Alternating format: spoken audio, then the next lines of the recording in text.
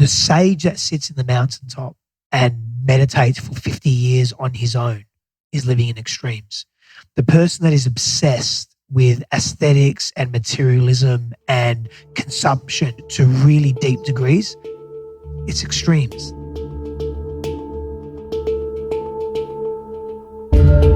Hi there, I'm Kelli Tennant. Welcome to Ceremony Wellness, where we integrate modern healing and ancient wisdom.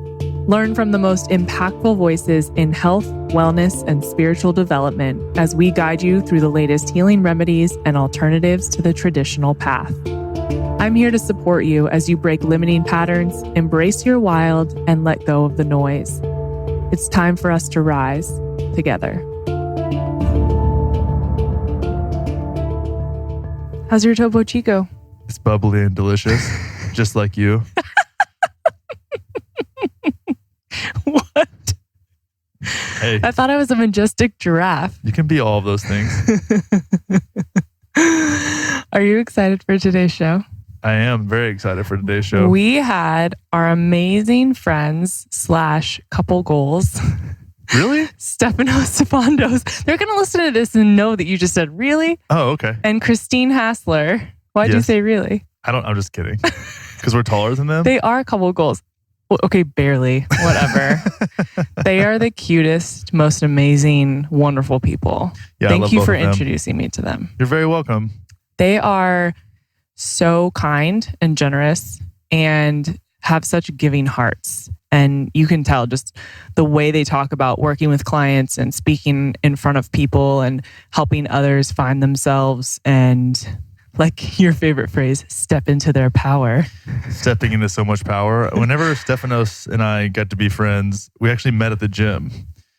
Of Naturally. course you did. And we worked out together for a while before I left Encinitas. And we would just be like talking through stuff while we were working out, like sweating on the ground, just talking about our feelings. When we first started talking, I used to watch you guys, your videos at the gym working out, and I was just swooning so hard over you. Oh, really? Yeah. Wow. Shouts to Instagram. So I remember when you were doing that.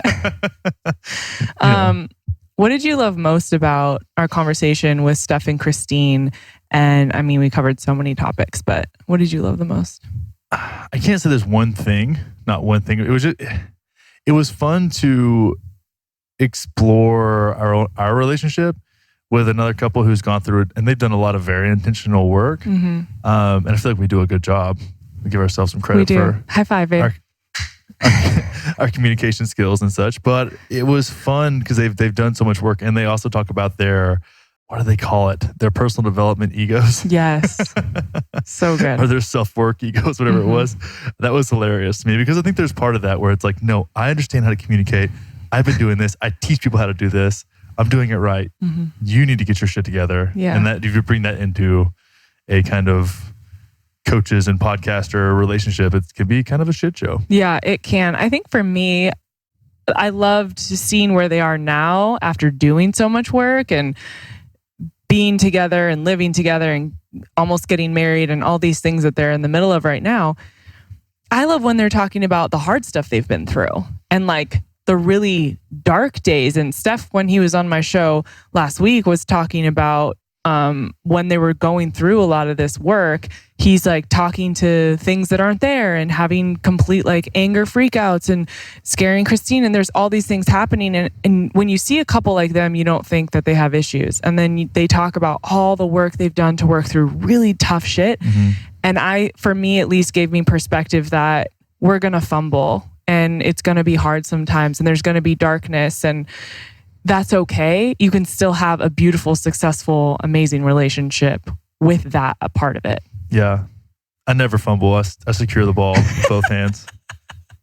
But I knew that was coming. I've kind of got it. I don't know if you noticed or not. I have it super together. You do. Yeah. I just made Brussels sprouts. You guys, before we get into the show, Connor just made me the most amazing bowl of vegetables and chicken sausage. It was fantastic. With hummus and olive oil and what else? It was fantastic. Avocado. It I don't was even amazing. remember. Thank you for making me dinner. I was in the flow. and drinking sparkling water with me. You're very welcome. That was really fun. I'm glad we got to do this because we were also just low-key asking for advice. We were. They were literally doing a couples counseling session for 2 hours. I loved it. I love them. And I've known Christine for so long. And I feel like after knowing her for several years and just seeing her in different parts of her experience, and I knew that like finding a good, strong partner was something she's wanted for a long time. Mm-hmm. And she was very, transparent about that. But even in like just being around her, you could almost tell that, or I could really feel that she wanted that when it came up in conversation. Like it was definitely something that was on her mind. Mm-hmm. And I think for a lot of women, especially, in your later 30s, you can kind of get to where you feel like, I can only imagine that you feel like that you're broken or something's wrong. And like, it's like patience is the hardest thing in the world at that point. Especially if you want a family and you have all these things to consider, and she's highly successful and all the factors that play into that, to see her match up with someone like Steph, it just makes me happy to see all that go down. Yeah, no, they're so amazing. I'm so grateful for them. So this show is a really special one because we've never sat down with another couple and done this. So definitely a bucket list moment for me, especially with those two. But I want you guys to take a second and do me a favor and listen to my amazing girlfriend, Megan. And she was at our Gather event a few months ago, earlier this year. And she had some incredible things to say about what it was like to be in that room with so many amazing women. And it will give you a little glimpse into Ceremony Wellness Live coming in October. Holla. Holla.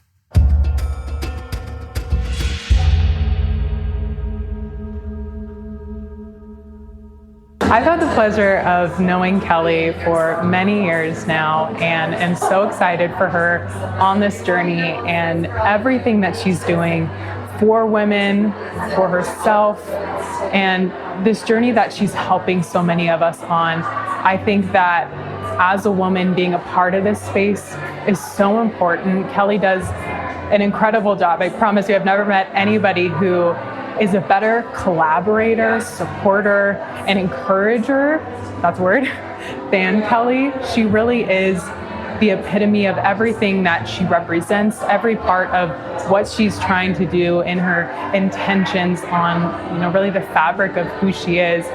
I've been so lucky to be close to her. She's been such an important mentor in my life. Gosh, I'm like gonna get emotional. I'm just so appreciative of Kelli and this space, because it's what I need too. This is a space where I need to heal. I want to learn more. And Kelli's really giving women, myself, herself, the platform to be our best self and build a community like many of us have never had before. So very excited, and thank you.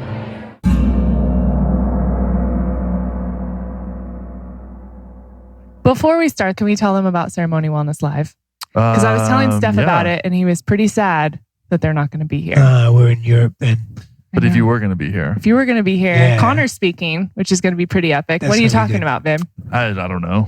You haven't decided yes, yet? I know. I'm going to talk about experience and expression. Yeah. Yeah. Nice. So the influx of experience and expression and boundaries on shame and experience. It'll be fun. It's going to be super fun. But we have an entire day, October 5th in Los Angeles, with a bunch of different healers, my doctors, my Ayurvedic doctor, my functional doctor, Dr. Lekos, and a bunch of different thought leaders and just amazing people. So if anyone wants tickets, they can go to kellitennant.com/live. Come hang out with me and Connor and the whole crew. And not us. And the squad. I'm so sad you're not going to be able to come. Do you want to hang out with us? Come to London. Yeah. I mean, I'm in for that. You can handle the event, right? I'm just going to go to London Well, with hang him. on a second.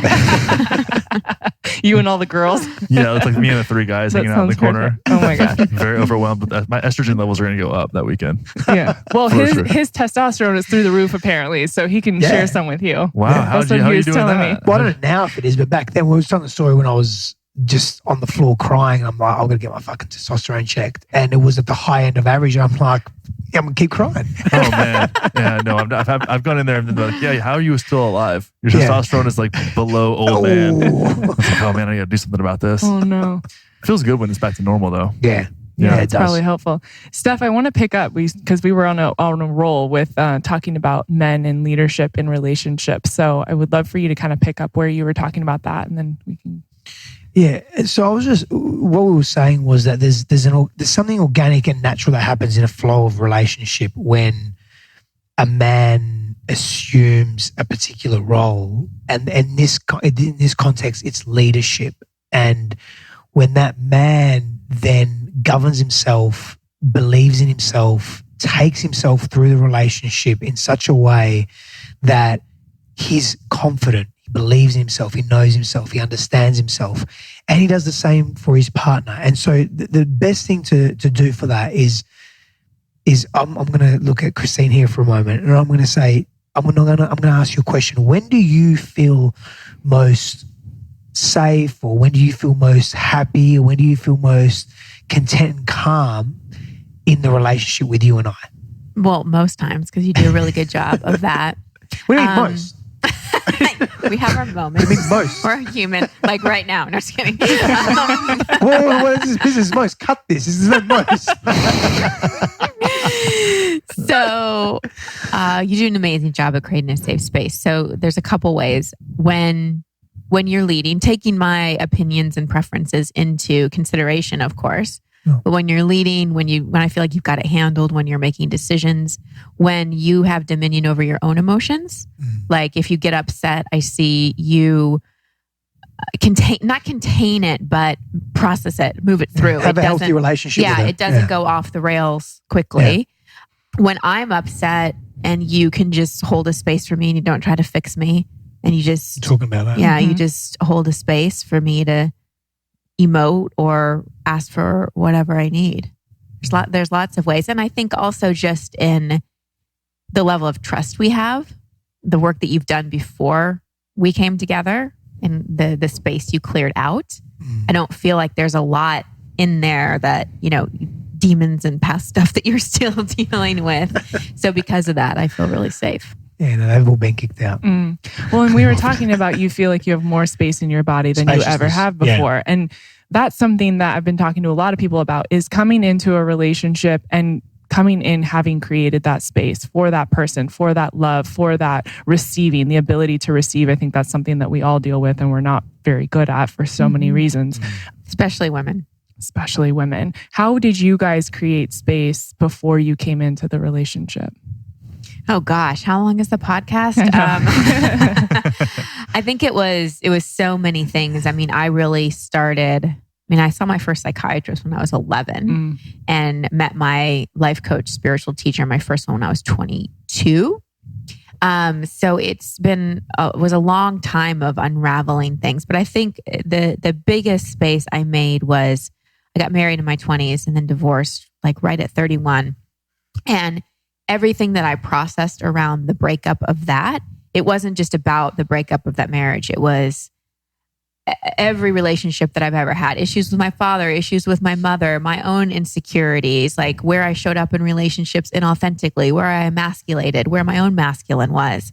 So it was clearing all of that out and then really discovering who I was, just like independent of job title and the way I looked and all of those things, like really figuring out who I was and clearing out trauma. That was a big thing. I think that was the biggest space mover, was clearing out old wounds and traumatic experiences that put walls around my heart, that were my defense mechanisms, that made me either push people away or compensate in other areas or show up inauthentically in relationships. What about you, babe?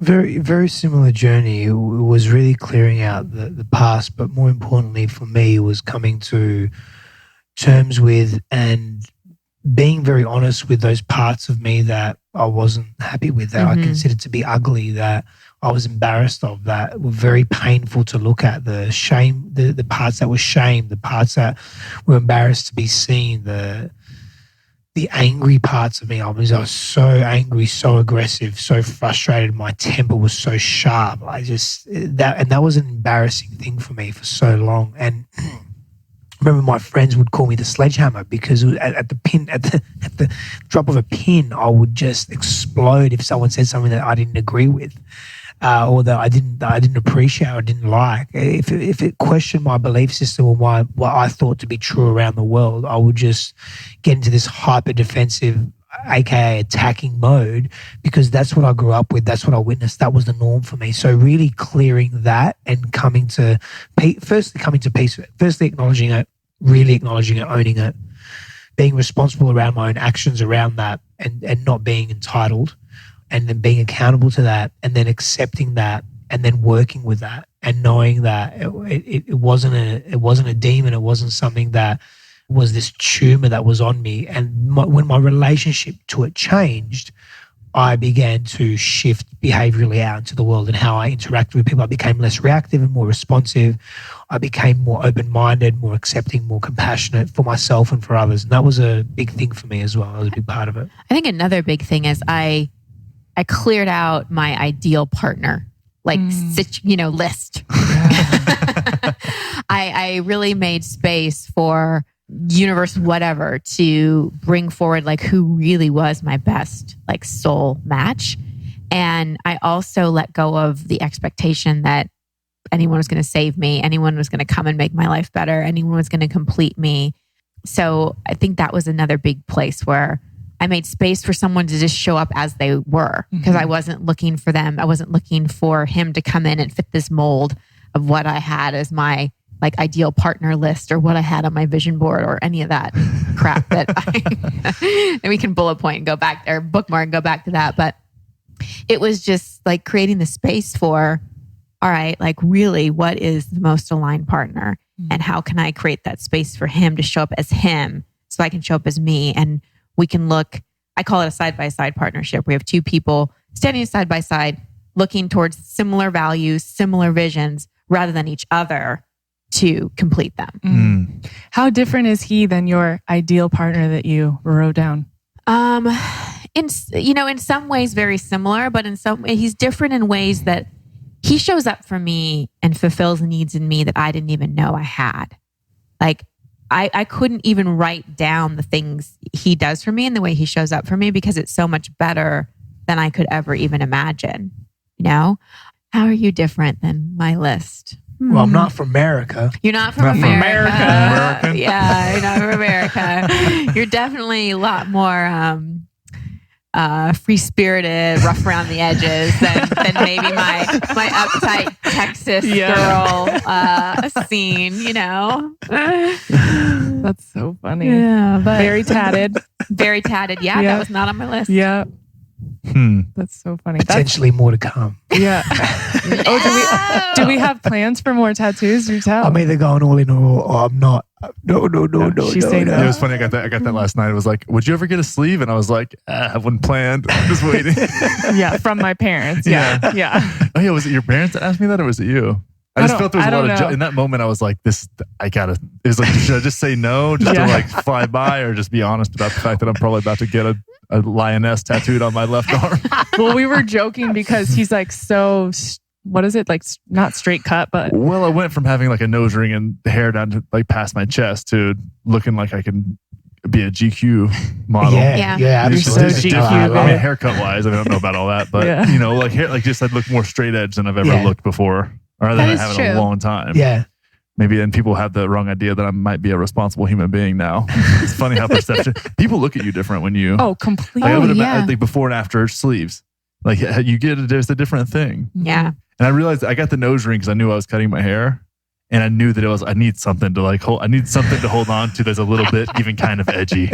You know, I don't know if that's necessarily the best move, but now you're with me and you don't feel like you need any edge at all. Like, yeah, what did I do to you in 2 months? You're so hardcore. You're just so hardcore. You're so punk rock that I don't feel like you have to. He was playing like headbanging music this morning. I'd never heard before, and it's not my jam. And I was just in the car. It was awkward. It was one of the most awkward things I've ever seen in my life. It was adorable. I was trying. But yeah, I think it's funny when you think about meeting a partner, because that's someone that meets you in ways you didn't know that you could, or that you maybe meet you in a way in areas of your life you didn't know you could be met. Because you can only make a list off of the context that you have. Right. And then it's very hard to be surprised with your list. Totally. And it's usually one of the things on that list is like, let me be myself. Yeah. While I'm projecting all of this shit onto them. I get away with anything I want. And they just say, I love you. Yeah. Yeah. Well, there's the difference between controlling and surrendering. It's the difference between like really doing your work, letting go, and trusting that. And I don't think this is just some woo-woo thing. It's an energetic thing. And we see this not just in relationships. We see it in work situations. When you're in alignment, opportunities, people, the things that are most aligned and authentic show up for you. Mm-hmm. But when you're fooling yourself, then teachers and lessons show up instead. Yeah. Well, that's kind of how we felt when we met. We felt like we had made the space and we were more in alignment in our own lives. And then, I mean, I joke about this, but I do mean it. I feel like he fell out of the sky and was so much of my list, but then so much more. But I don't think that I could have had that had I not worked on so many different things in all aspects of my life to allow for that, because I wasn't in alignment for so long and I was forcing everything and being such a control freak. So that's what I kept getting. Energetically, you're putting that out and that's what you get back. And then all of a sudden things shifted and then he showed up and I was like, oh, this is interesting. You're very cute and different. No, I think it's funny for me because this is like kind of the similar timeline was that I started thinking about, for context, we've been doing this for a few months. So we're not like, I'm not going to pretend. I don't want to be that person that pretends like I have it all figured out. No. And you know, I say a handful of weeks, but I started getting clear, and this is something I'd never done before, who I like the man that I want to be in my life in general. And that was actually became my mantra for this year was that I usually write a mantra for an extended period of time. It could be, I remember I wrote how you do anything is how you do everything for 2 years in my journal. And then the next thing was, it would go through these series, right? And the one that came up was be the man you need to be. And I started getting, every time I'd write that down, at the beginning, it's kind of like, it felt almost uncomfortable. It's like, oh, what am I calling myself out on? And then it was just the filter that I started running things through. So it became a really clear mantra for me. And that came up several months before you and I met. But that was my form of running things through that mantra filter is kind of what I do. And that's where the space comes. And it was for the first time in my life, it had been around what kind of man do I want to be in my life as a whole. And then that was able to then translate into what kind of partner I want to be for someone. And so whenever I have that filter on my life and my actions and the way that I perceive things, it makes things a lot more clear and a lot more genuine. What kind of man were you feeling like you needed to be? Well, I thought that in my life, I didn't taken myself very seriously, which is kind of fun. It's kind of on brand, I guess you would say. But there were certain things where I felt that there were certain parts of my life where I felt like that had expired. It's like, okay, now it's time. Like, I don't want to use the phrase growing up, but it was kind of growing up, you know? Yeah, that's not such a bad thing. Yeah, I mean, I started understanding the difference, and through that filter, started understanding the difference between being childish and being childlike, and how you can be a responsible adult that's childlike, Absolutely. but you don't want to, you kind of self-rationalize not taking yourself seriously because you have this childish nature that you get validated for, and that doesn't necessarily have to go away, but you kind of think, or I kind of think that I felt that I would have thrown it all the way. I think all of a sudden I would have been like Peter Pan, like, in Hook, where I just take myself too seriously, or whatever that cultural narrative plays out a bunch of times, where it's like it's all or nothing. When you got to find the moral of all those stories, you find the middle ground. Yeah. Right. And I think that was a really nice place for me to a nice thing for me to work through this year. And then it seemed like when I was ready, you just kind of fell out of nowhere. Which wasn't what I was expecting at all. Yeah. But I'd been told by other girls that I had kind of dated before you, and the year before you, that my heart wasn't open. And I just kept thinking that wasn't true. It's like, that's not true. I think that's you telling yourself that so you feel better because I'm not interested. But we had that conversation. I was like, I just knew, I started having this feeling like someone's going to show me something different and I'm going to feel something different. And then it just happened. It was wild. Yeah. I would love to get your guys' perspective because I know you moved through this rather quickly, and we were just talking about kind of laying everything out on the table and how that really allows for this sacred partnership, and how you guys were able to do that so quickly and just become that open and vulnerable to each other.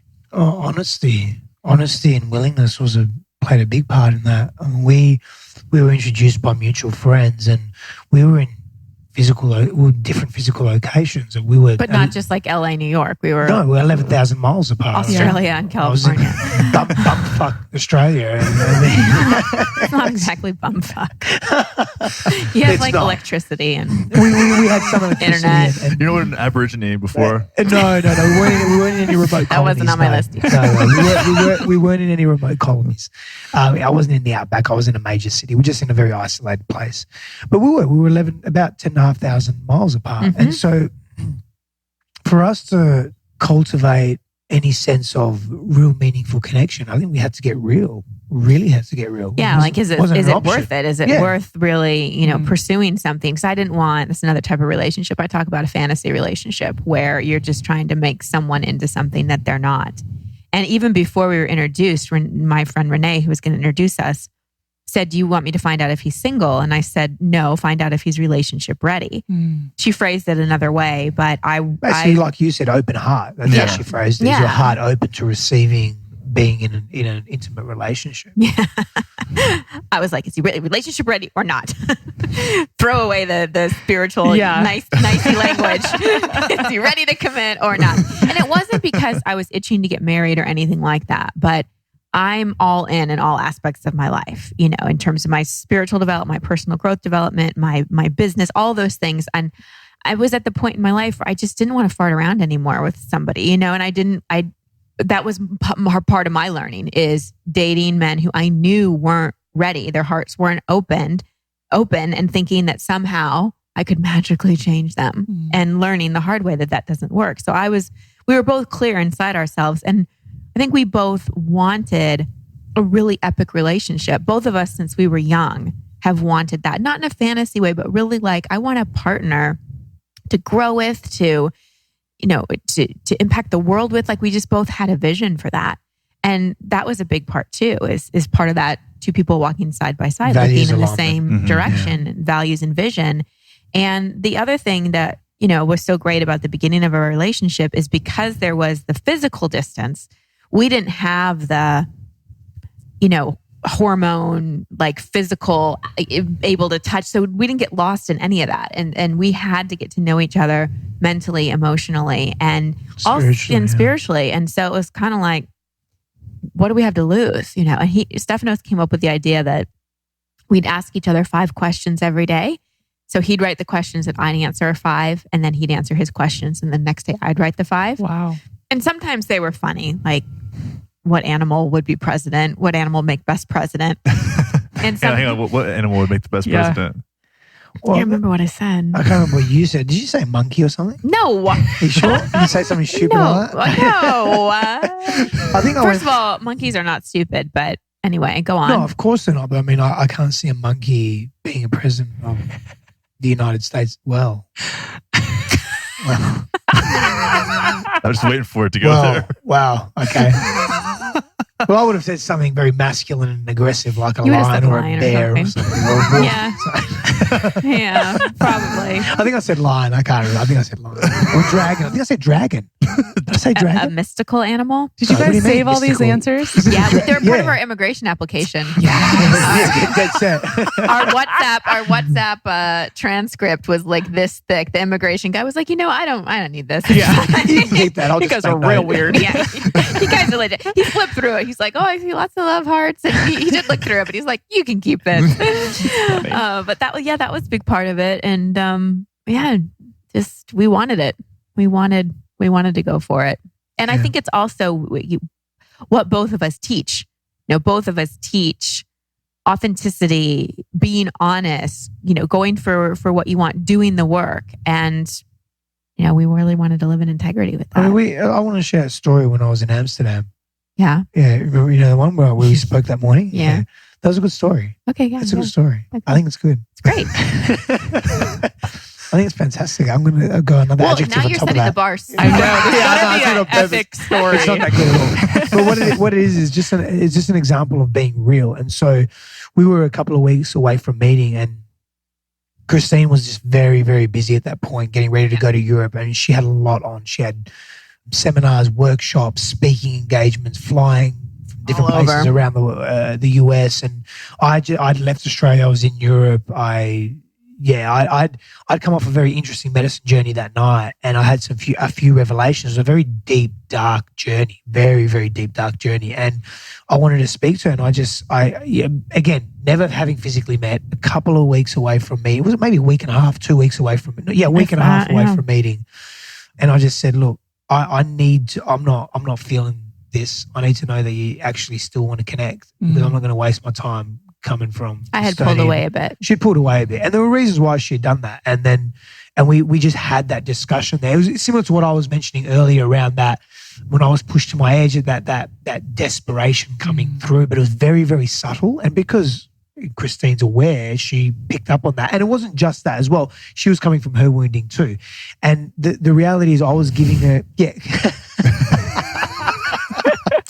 What wounding? What wounding? I was totally spiritually evolved when we met. And she was coming from, I was giving her love in a very genuine way, and that was real, and that wasn't, but when she wasn't receiving that, that's when my wounding came out, you know, anyway, we had that conversation. It was a really beautiful conversation. And so I use that as an example around from the beginning. I really, and I won't speak for Christine, she'll speak for herself, but I really promised myself that I need to be on point. I want to be on point with this. And it wasn't difficult. And we'd have the tough conversations. Yeah, we'd have tough conversations. We wouldn't like pretend things were okay and just sweep it under the rug. Definitely not. And back to those questions that we were asking each other, that was asking each other some fairly potent questions around sexuality, around relationships, around vision and dreams, and around pain points and wounding and history, and you know, what's some of the biggest pain points you've experienced and the greatest fear. Do you have any fears in your heart now? If so, what are they? How do you deal with them? And this is, you know, a week or two into connecting and communicating. And so we really did make a commitment to not just go deep, have fun. We laughed a lot. Yeah. But it was that type of commitment. Do you guys feel like that's just what's missing, is people are not willing to ask those questions? I think it's part of what's missing in relationships. And they don't know what questions to ask. They don't know what questions to ask. We were actually at that Mark Groves seminar in LA to create the love guy, which I didn't know much about. Oh, yeah, he's Canadian. Yes, from Vancouver. Yeah, he's great. And it was funny because I was there. We were all there together, and it was like us and then another couple, and we were hanging out, and there were so many single women there that were just waiting. I was like, it was like that room, which I was like, dude, I wish I would have invited all of my single guy friends. Yeah. I so was that girl for some But I was like, this is where they need to be. This is I always told guys, go to yoga classes and personal development events. Like seriously, that's all you do. Forget the bars. I tell women the same thing. I'm like, if you want to meet a guy who's done some kind of work somehow, somewhere, like yoga class is a great way to do it, because they're there. Yeah. They've already kind of overcome that boundary of this is weird. But one thing he said, or one of the women asked a question, and it was about getting rid of relationships that no longer served her, I think is what she said. And she used that language. And I got to thinking, I was like, when did that phrase by itself become popular? Like 2 or 3 years ago, maybe. So I think language and having the questions and having the language to articulate yourself and even putting things through that filter is important. You don't think about the fact that reading a book like Expectation Hangover gives you a set of language and a dialogue that then you can then use to express yourself and kind of increase your repertoire of, I would say, expressive phrases. Yeah. Like, there's something to think about. And then having the questions that you know to ask is so helpful. It's so helpful. And I think our whole model of relationship is changing, because it used to be, you know, you find someone early in life, you marry them, you have 2 kids, and, you know, just like our career visions are changing. We don't get one job out of college and just stick with it. We're starting to learn that you go through a few relationships that have expiration dates. So you learn and you grow, and you have many soulmates in terms of people you can learn from. But like I believe that, we believe that then there's a person who's really we can call it a twin flame, you can call it whatever you want to call it. We don't need to get into words. But I think the old success definition of relationship was how long it lasted. And now it's shifting more to what you learn and how much you grow. Yeah. And I think that's a much better way to measure the success of a relationship, and also to know when it's done. Is like, have I learned? Am I just kind of beating my head into the wall, learning the same lessons? And is the next lesson I need to learn to leave this relationship? That's such a good question. It's like, is the lesson you're learning right now how to stand up for yourself? Right. It's like you get all the things, but you have to create this by ending a relationship. You create the space to then digest all the stuff, all the stuff that you just put yourself through, created for yourself. What so many of us don't do, and we spoke to this earlier, is the solitude piece. Is that we don't give ourselves a space to digest that experience itself, because we're just wanting to go to the next thing, because we're trying to avoid to feel sometimes the pain that comes from that deep reflection and digestion. Yeah. And I did that a lot. Something that we were discussing earlier, Steph, is the ability for men to not fix things, to hold that masculine posture and to allow the woman to feel the breath and to feel your strength and your confidence in that space. And as he was talking about that, I was thinking about you the other day when I was crying in the middle of the day, and I was feeling those dual emotions of like laughing and crying, and I felt so confused, and I was like, what's happening? And you weren't fixing things. You stood there and you held me, and I felt a shift in myself because you were confident and you were calm. And it's just such a different dynamic that I think so many, especially young men, rush to fix things. And even women, I'm a fixer and a helper. I want to fix everything and make it better. And I know that about myself.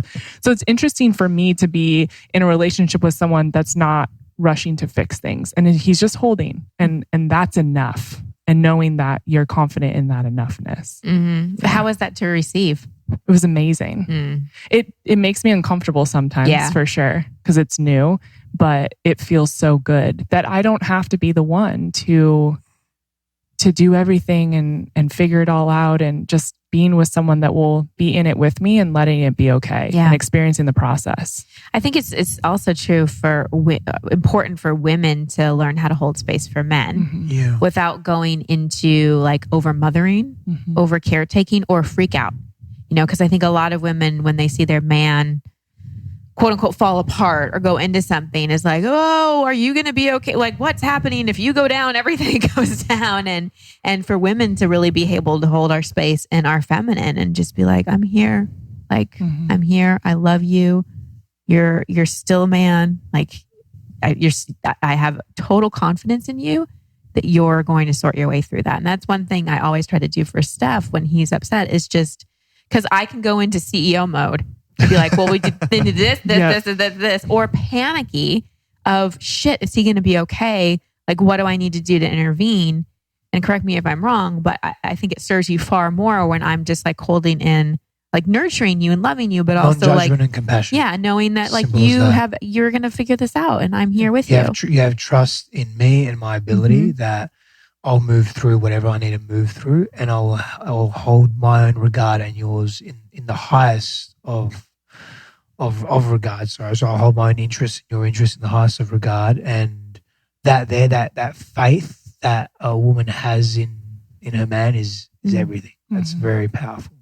It's because it's the antithesis of emasculation. It's it's nice, and it gives us an ability to work through our shit and work through our stuff and be present to what's unraveling without having to worry about what's my woman thinking of me, or how does she feel, or is she okay? And because then again, that's just it's a form of distraction. It's a form of avoiding the issues or the pain points that are coming up right now. It was funny when you said earlier, you used to tell her, don't be a man. Stop being a man. She loved that. It reminds me of him being like, he always jokes, he's like, I'm going to tell you to stop being my mom. I'm like, yeah, that'll get me to stop. That's the one. Yeah. Well, no, I said that the other day as a joke. Yeah. You were doing something and it was like in your face. I'm like, oh, that's a thing. That's a thing. I'll bookmark that. Mom mode over here. Well, something you said too is the trust, and that's starting out a relationship feeling super trusting and trusted. Because when I look at that, and you're having an emotional response or reaction to something, and you're working through something, and this is the thing I said, do you want to talk about it? This happened twice. I said, do you want to talk about it? And you go, nope. And I was like, okay. But I trust if you need to talk about it, you'll talk about it. I don't need to like pry it out of you. Well, that was the thing that was really helpful, I felt. Yeah, no, I agree. The reason, and this is something I actually wanted to ask you guys about, because this is new for me. I don't want to bring past relationship stuff into our relationship. That's sort of negative, and that doesn't feel good, and that I don't think has a place within us. And so the times that he's asked me that, both times have been because of that. I'm processing things from my past that I don't really want to talk with him about. I don't think that feels right to me. And I don't know how you guys navigate that, but that's just kind of where I am. And so it's like, you're my person. I want to talk to you and like work through things with you, but not on this one. Like, are you processing stuff that's coming up about actual exes or patterns of your own? Both. Yeah. Well, I mean, again, like, I don't think there's any rules when it comes to relationships other than the ones that the couple creates. But I'd ask him. What? Ask him what? Does he want me to bring it into it? Yeah.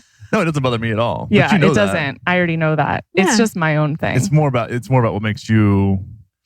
Well, at a certain point, right now, it hasn't negatively affected us at all. Right.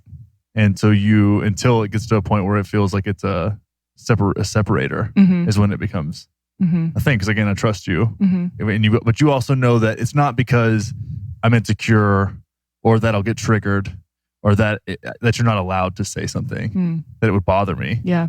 But if you don't feel like it's something that you want me to that I don't need to know, yeah, that's fine. But if it was like you were feeling distant and things were going weird, does that make any sense at all? Yeah, and I think if there's still ties, like emotional or energetic ties to past people, then I would say that's something you work out with your own coaches, your own friends, like your own people.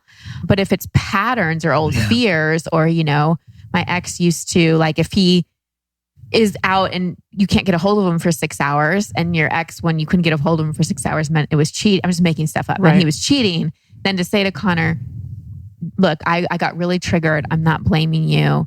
I noticed old patterns of fear went up because I couldn't reach you. And that reminded me of when my ex used to cheat on me. Right. And I'm not saying you're him. I just really need to share like what's coming up for me. That's different than processing stuff you still haven't cleaned up with a particular person, like in this relationship. Right. Does that make sense? Yeah, it does. It's interesting. So what's the difference for you? For me, it's patterns. We were talking about this earlier. I feel like I'm like mourning the death of a lot of things and like the old version of me. And I can relate. Yeah. And it's a metamorphosis for you. Yeah, that's where I feel the last like 18 months of my life is just like the death of this over and over and over. And so now it's even the way I was responding to you last night, and I got it bothered me and I felt insecure about what you said. And then I was telling Steph, I hadn't even told you this yet, but I started thinking, well, that's actually old pattern. I don't know that I actually feel that way. So it's like letting go of that and then owning this new person that I still don't really recognize who I am at this point and who I'm becoming.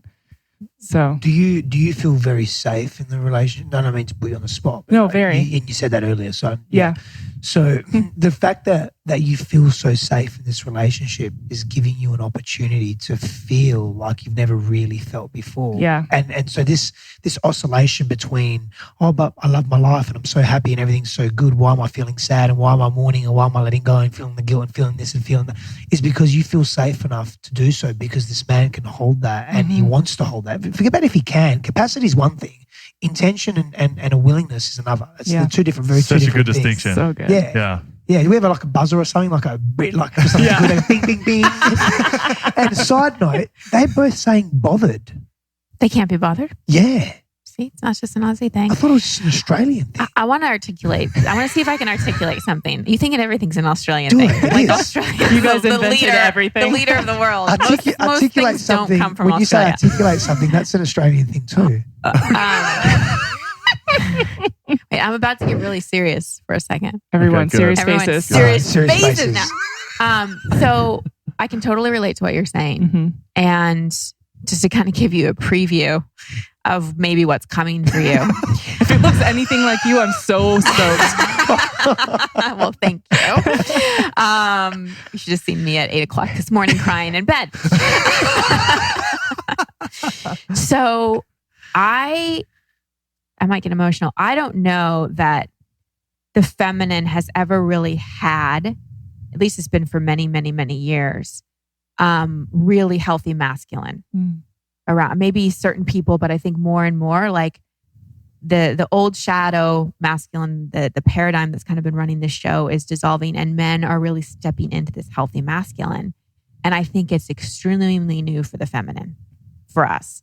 And we have over the years become so adapted to masculine ways, to having walls, to not being able to fully let go, to not being able to fully trust, because we've always had our guards up. We were at Trevor Noah last night, and he was talking about men and women. And he was talking about this one study in which women were surveyed, and they were asked, all right, women, if there were no men in the world for 24 hours, what's the one thing you would do? And I initially knew my answer, and I'm like, At night, if there were no men, yeah. If there were no men around at night, what would you do? And I thought, oh my God, I'd go for a walk outside. That's what I do. And then he said the number one answer was women would go for a walk outside. Wow. And he said, as a man, I was shocked. Like, I never think it's like a bonus that I can go walk outside at night. But for women, and especially for me living in LA, like I wouldn't walk unless it was a busy street or whatever. I wouldn't go for a walk by myself at night. And so for so long, the feminine has been on guard, I think. And in relationship, we haven't really been met at that level of depth and intimacy. And now, at least this is what's happening for me and maybe happening for you. I'm with this man that can really hold this healthy masculine.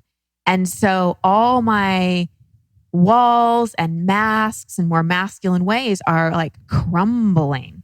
And there's a part of me that is scared of that because that's what kept me safe for so long. But now that he's holding this space of safety, I feel this beautiful divine feminine coming forward. But at the same time, I feel like this death of all those adaptive, protective identities of like what it means to be a woman, because I think we've had to navigate what it means to be a woman in a more shadow masculine world. And now that more and more women are being met by the healthy feminine, I think that we're going through a identity crisis of sorts. Yeah. You know? Well, I think particularly with women like you two, who did really well in a male dominated industry. Yeah. That's a whole different, I mean, there's a lot of, you got extra guards up. Extra survival exactly. strategy. It became a bigger and bigger part of your identity versus, you know, a housewife or someone where there's a nurse even or a school teacher where it's like that's a whole different environment dynamic, where you're actually able to be nurturing in your world where you guys were like, fuck that, I can't do that. That's not part of this gig. Yeah. And it's also, I think, what women have been taught of what being sexy is, you know, and it's a question that's been coming up for me and that I've had to ask him because I've really been going through some stuff lately is like, will you still love me when I'm falling apart? Like, am I still attractive to you even though I'm waking up in the morning crying sometimes? You know, and I've had to ask those questions because it goes against my image of like what a woman needs to be sexy and attractive to a man. Yeah. Wow. So a lot of identities breaking down. Yeah. I would love to know, we were talking about, remind me again what that therapy is, the somatic. Psychosomatic Sexual somatic therapy and how that impacted you, Christine. Because I know you did that before he did, and then he felt ready and called to do that work as well. Yeah. And I was so grateful that he did because it brought us to another level of our relationship. When I was doing it. I know. No, when you were doing it, I was looking for Xanax. Or something stronger. I don't know what Xanax is. That's the good stuff. Man. It feels nice. So for me, it was, you know, sexuality was an area that I didn't quite know how to heal. You know, I knew I had a lot of stuff there from abuse, from having sex with men I really didn't want to have sex with. Not like that was a lot, but I think every woman, if you ask every woman, she'll say, yeah, there's at least one that one. Or even someone you're with, you have it when you don't want to or something like that. And then just, again, layers of expectations and compensations and just like, I didn't even know what my true sexuality was. And so the work that we did with this couple, Jonathan and Heike, it wasn't just about sexuality. It was about basically all the emotional stuff that's stored in the body. Lodged. You know? But most somatic work and most body work and most processing ignores the whole sexual region because, you know, it's taboo to talk about or to process or anything like that. So the fact that this was like a holistic somatic release and I was able to release memories and traumas from my entire body in such like a vulnerable way, well, it opened me up sexually. And by that, I don't just mean better sex. I mean creatively. I mean, in my confidence. I mean, in terms of like my relationship with my body and how I feel with my body. So many of old body image stuff like disappeared. And that's something I see really true for women is so many eating disorders and body image stuff. Part of what is the healing process to that not many people are talking about is sexuality. Because when you feel really, well, I'll speak for myself, when I felt really free in my body and free in my sexuality, all that obsession, like it's still there. I'm a woman living in California, but I know the difference inside of me is the obsession and thinking that is who I was started to dissipate as well. And I became more interested in how my body felt than what it looked like. So there was, and it also, I feel like it helped me step more into my queendom, like, and be very discerning in my yes and my no. Like that work got me so clear inside myself that, you know, when men came along, I'm like, no, yes. And it helped be clear when he came in. And even though like in the beginning, I kind of like pulled away a little bit, but he really held in that masculine, thank God. Because I was just pulling away because of fear. No, I trusted my yes and my no way more. Were you pulling away from because of fear? Because it was, oh shit, this is everything I ever wanted. And now I'm kind of panicking. Because what? Mintox. I was Mintox. What is Mintox? I knew you in America Finally, would have that. an Australian phrase that really is yours. Yeah, I was mint. It was mint. Like at a mint, there's lots of gold there. It's I associated know mint, with but wealth. what was the other thing you said? Mintox. Mintox? Yeah. Like a detox, but Mintox? No, mint. Ox. Anyway, Mint. we'll break that down. We'll break that down He later. was good. He was really good. I think it was Not anymore. Not after that definition of Mintox. I think it was a couple things. I felt a little smothered in the beginning. And I felt like, you know, I think I got my hopes up about people in the past and I got disappointed. And so when I started to feel a little too much, I was like, Christine, you don't even know what this guy smells like. You haven't even kissed him. Oh my God, Like- I say it all the time. Like, I can't until I know what she smells like.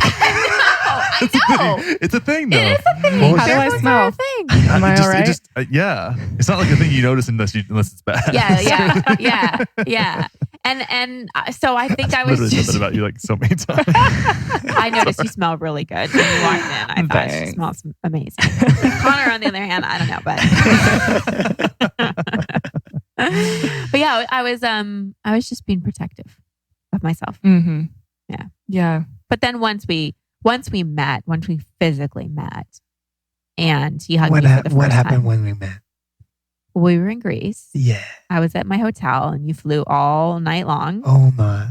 to come such a long see me. You night. got there at 9:00, and I had no idea what I was going to wear. And you came to the hotel, and you got to my room way faster than I thought. And I opened the door, and there you were. And we hugged.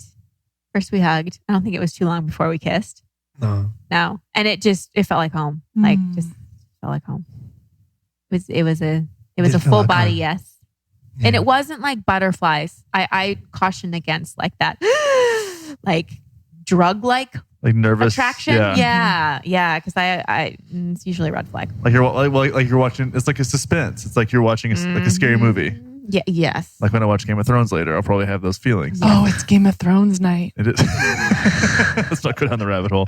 That's No, funny. You know, please don't. it was whenever I met Kelli for the first time, and we talked for almost a month before we met in real life.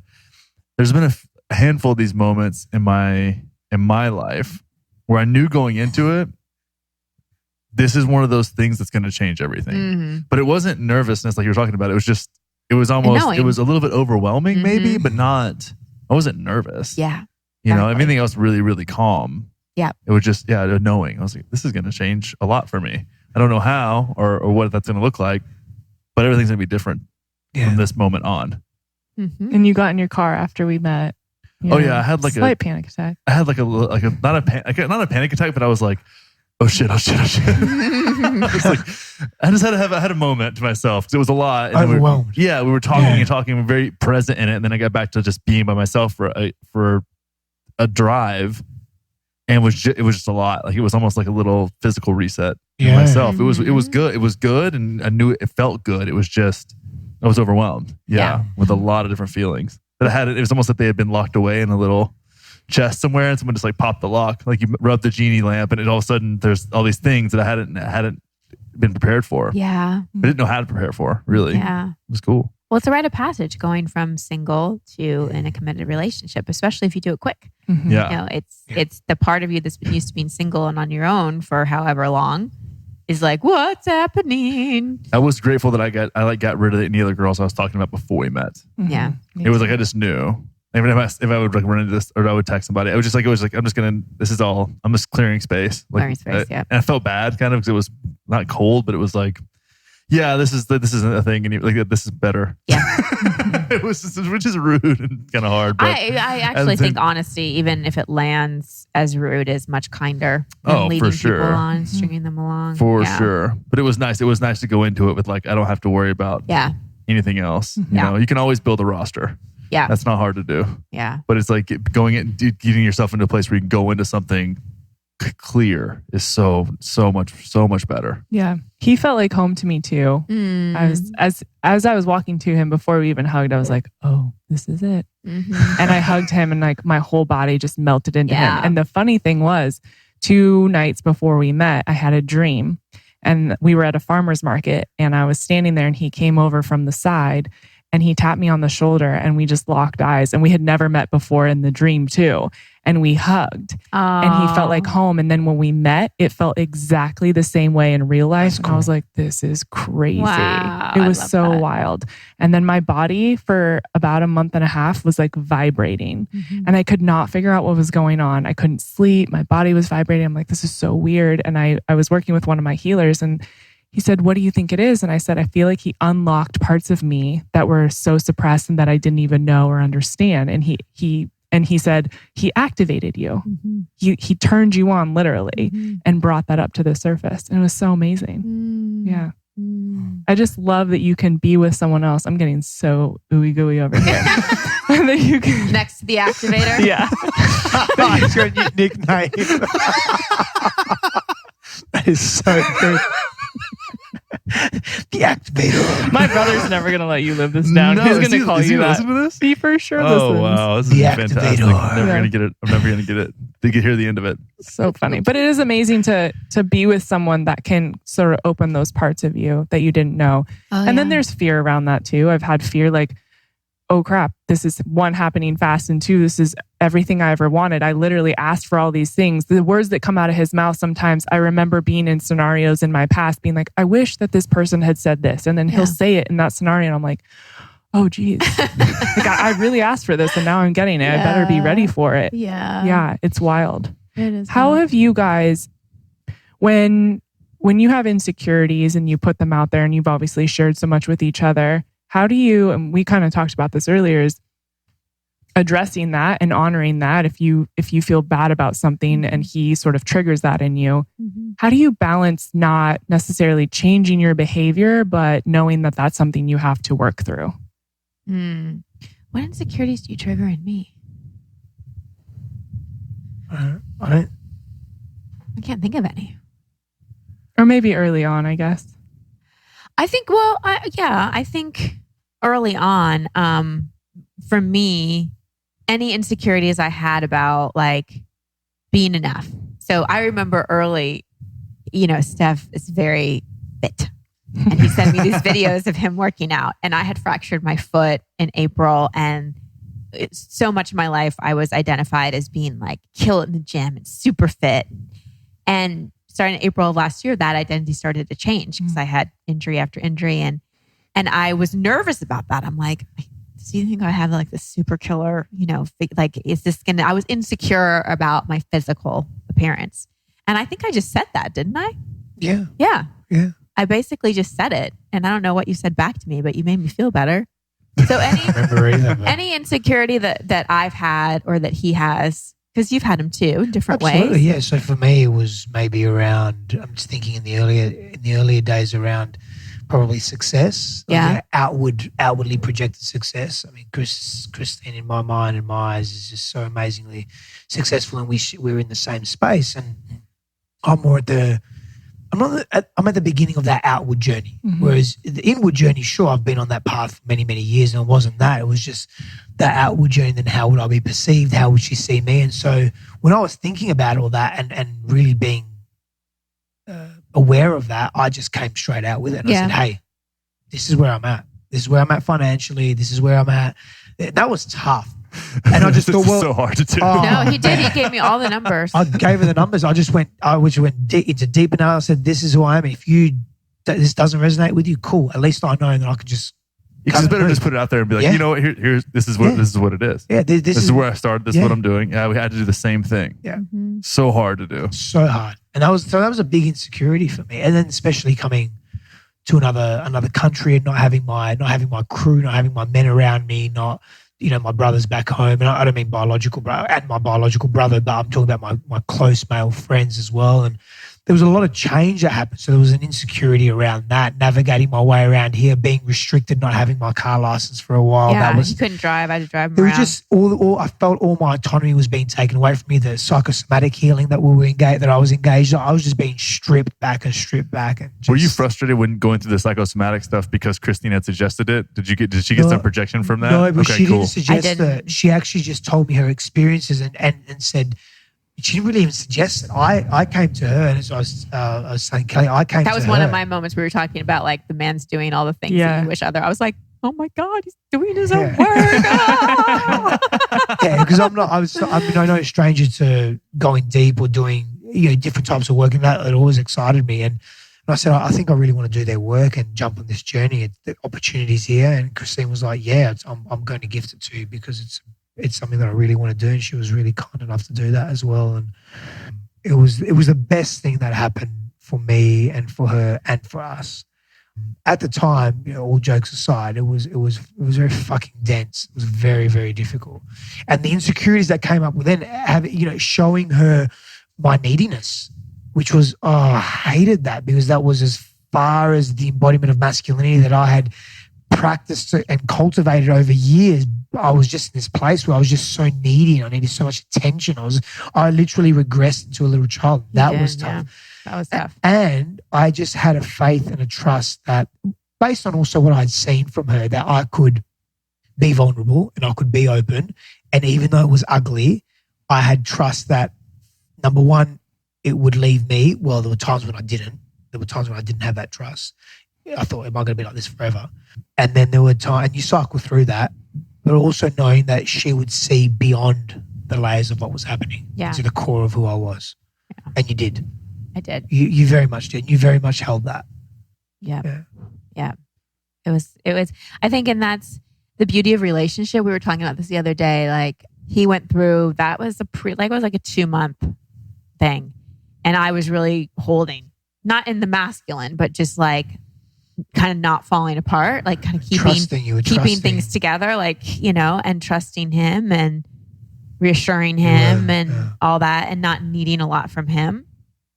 And, like I shared the past, 2 or 3 weeks, I've really been just going through a lot, and he's been able to just hold that for me. And it's not a tit for tat type of thing, but I think that's the beauty of partnership, is that there's this dance of, all right, you need a little extra support. I got you. And I know that if I need a little extra support, you got me. And that's, one of the most beautiful gifts, I think, of having an aligned partnership. Yeah. And I'll say something additional to that as well, even though, and I've said this to Christine, even though Christine's going through some stuff at the moment, she's going through her own transitions, maybe similar to yours, whatever it may be. I know that if I need something, it's like she has this ability to move out of that and be very present to me, and I don't at the moment, except for some business orientated things, or entrepreneurial orientated. And again, she's come to the party, and I've ensured that she's okay with that. Yeah. So I've needed some assistance with certain things, and because we're one person can't do everything, right? Yeah.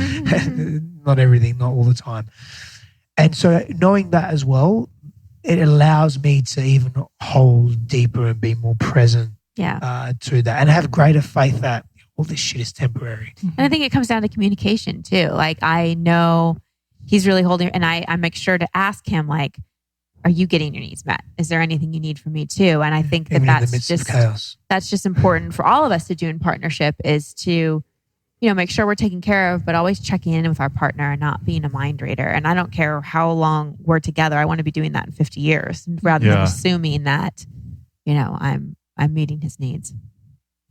Yeah, I think that's something. I feel like when he was talking earlier about just all the transitions and like things happening, I feel like that's kind of where you've been, because you're navigating LA and figuring out your tribe of guys, and tribe for guys, that's more as tribe for women, but your group of guy friends. That's the squad. Tribe, your squad. Yeah. I would love for you to call things. your guys your tribe. I mean, I could. They would get it. They would get it. I don't know. We're still new in the friendship. We just call each other bros, I think, at this point. Bros. And we just lunge around the block. To make Instagram stories. That's how we get to know each other. How you bond.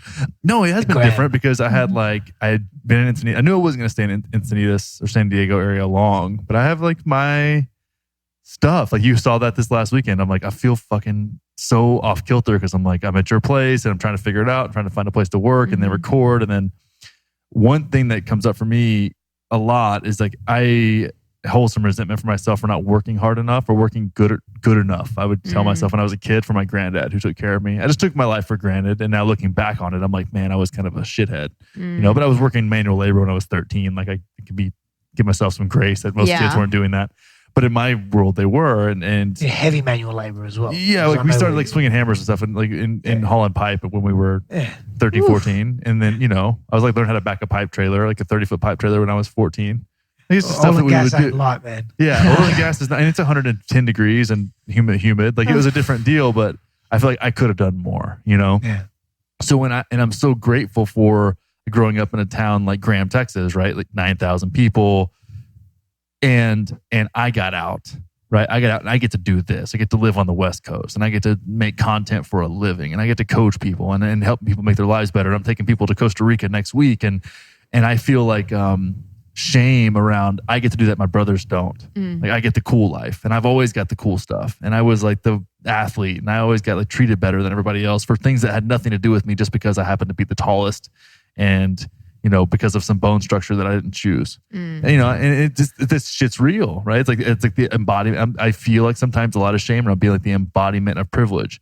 And when my work starts to slip and I don't feel like I'm doing high quality work, I beat the shit out of myself emotionally. And then I try not to like project that onto the people and just like sit and journal about it and figure it out. But all the changes have had me I was feeling a lot of good momentum and feeling very grounded. And then just physical changes and not really having like some consistency has been a lot. And you've been really good about that too, though, because it was like the other day, like you got in the car yesterday and I was like in a fucking mood because I've been driving around trying to find a place to park on Saturday in like LA. And it was just, because you had a meeting that ran long and it was like, I was like, she should have just Ubered here. I could have stayed at the house and got my stuff done. Like, there was a million different ways. And I'm like, all this shoulda, woulda, couldas. But that's come up a couple of times, but you've been so good about just understanding that. And I think to give myself some credit, like haven't projected onto you like it's your fault, which I think a lot of times happens. It's like, it's nothing. It's temporary. It's a temporary place and I'm going to learn something through all this. But now through that experience, I'm finding, okay, well, I value a stable place to do my work. Yeah. That's something that's important to me. Maybe didn't realize that until now because it's been so easy. It's easy where I live now. It's easy in Austin. There's places that are set up for that. Exactly. You just go bounce over to the coffee shop and it's fine. It's quiet and it's easy. That you have to choose your sacrifices and knowing that shit isn't a reality in LA. So make your nook at home. Well, and I think what happened that was cool yesterday for me, and we've been talking through this, is I was so codependent with my mom and in relationships and over it just kept coming through. And I would always, and because I'm a helper and a rescuer, I would go in and I would want to fix everything and I would take all of his emotion on and it would be a thing and then we'd be in it together but that would make me feel validated. And what I've noticed is that even when one of us is in a mood, or yesterday, both of us were kind of in a mood when we got in the car, we didn't take each other's stuff on. It was like we were processing our own stuff. And then we kind of, without talking about it, made the decision to like move forward. And we were dancing and singing in the car. And it was like, okay, we're going through this thing, but we're not going to go down this rabbit hole of taking each other's stuff on. And I think that's like a huge step to take when you realize I don't need to take his stuff. He doesn't need to take mine. And we can still coexist and move forward. Yeah. I mean, the whole thing was, and it could have gotten really complicated and been a big mess. Yeah. We just need a different kitchen table. Yeah. That was the conversation. That's it. It's like, I just need a place to work at the house. Yeah. That's comfortable for me so I can set up. Yeah. That was literally, and it was me sitting with it and not projecting it and just like processing it. I was like, okay, so that way I come to this thing with a solution. Yeah. It's like, how attached are you to the current kitchen or the dining room table situation? Not really. Okay, cool. Let's change it together. We're in this. And that was it. It was it was just like solution based conversation versus. Sometimes it needs to be. Yeah. Sometimes it can be simple. Yeah. It's just Sometimes we not that hard. overcomplicate things. Went to so West Elm much. today. It was great. Yeah, we did. Basic bitches on a Sunday. The last thing I want to ask you guys about is, we were talking about this earlier, is this growth together and the spirituality. I know that's a big part of what you guys do. He's not as woo-woo as me, but managing the human experience and the spirituality. And sometimes I can get up in the clouds and I'm like, oh, I left my body 12 times today and it was so epic. And I went to my soul home and like do this whole thing. And then I'm like, but I still gotta like... Lemuria? Where is your soul home? Lemuria. Lumeria. Is that a place? I don't know enough Yeah, about this they live yet. in Mount Shasta. Go visit. Oh, okay. All I know is my soul home looks like a desert. Oh, that might not be Lumeria. Yeah.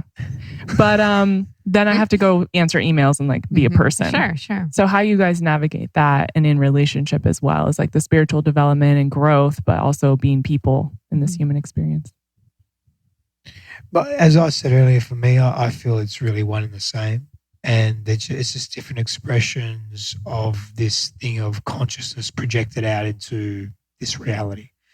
And so for me, it's important that we just find balance in life, whether that's a personal practice of stillness or sitting, or it's chanting, or it's being in silence, solitude, it's reading, and then it's being out in the world and it's socializing and it's creating business and it's family obligations or societal, cultural obligations. It's balancing that. And I think if we're too extreme in any one expression, some of the greatest minds and greatest swamis of our time have said that it's so important to the sage that sits in the mountaintop and meditates for 50 years on his own is living in extremes. The person that is obsessed with aesthetics and materialism and consumption to really deep degrees, it's extremes. There's a balance, there's a middle way to be in the world, to be in the spiritual realm or the unknown, the mystery, and to be into not the mundane, but the everyday. And there's a balance point there. And I think when we find that balance for ourselves, I think that's beautiful. I think that's where it needs to be. Again, that's not to say that you can't disappear for a number of months or a few weeks and go into the mountains and be with nature and be into your spirituality. But if you're not of the world, then why even be here? Don't they call it the return to market in Buddhism? The return to, I've never heard that. So yeah, it's like you go on you realize you need to take your time, you take your pilgrimage, but you return to market, and the market is representation of like the chaos, the commerce, the real world. But you return to market a different person than you left the real and you world. interact differently with the world as well. I think that plays a big part as well. That's is huge. how we interact with what we're experiencing. For me, our relationship has been a doorway to spirituality. Yeah. For me, oftentimes my spiritual practice or obsessions or whatever was a little bit of an escapism. I like how you made the distinction between practice and obsession. Like my oracle card deck is a bit of an obsession. Oracle card girl, decks. same. Yes. I have Several decks. so many, Numerous. more than several. In saying that, I was online the other day at Amazon. Darling, let's get this, and Christine's like, I've got like about 30 in the cupboard. Yeah. Oh my God. No more decks. We're covered in decks and crystals over here. No, not crystals. We need more. No, we're good. We just got 4 more behind you there yesterday. Steph put them in a little line there. That's very cute. So it used to be kind of an escapism of like a place I could go to sort of get out of my current life, and also sometimes just out of my head, which was a good thing. Yeah. Escapism isn't always bad. Deliberate distraction. Sure. But in this relationship, because there's so much just love, like real, unconditional, just like love and safety, I often find spirituality through him, like through our interactions, whether it's breath work, whether it's time in nature, whether it's making love, like that becomes a doorway into all of that. And it feels more embodied that way in a lot of ways. So I just find that we bring it into our relationship and let it express through that and we each have our own individual practices, but we have the ones that we do together too, which we really enjoy. That's beautiful. Yeah. I love that balance as well. Thank you guys so much for being on the show. It's been really fun. Yeah, I love this. I've never done like a group chat like this. So fun. This is so great. And I just want to thank you guys for being such an amazing example of what is possible. I don't think that there are that many out there. And I think it's increasing and we're seeing more opportunity and possibility in relationship. But the way you guys talk about each other and show up for one another on a daily basis and support each other, it's really beautiful. And I personally appreciate it so much. And I learn a lot from both of you. So thank you. Thank you. It's our honor and real pleasure. Definitely. Thanks, babe. No problem, baby. Thanks for co-hosting with me. Of course. Yeah. Anytime.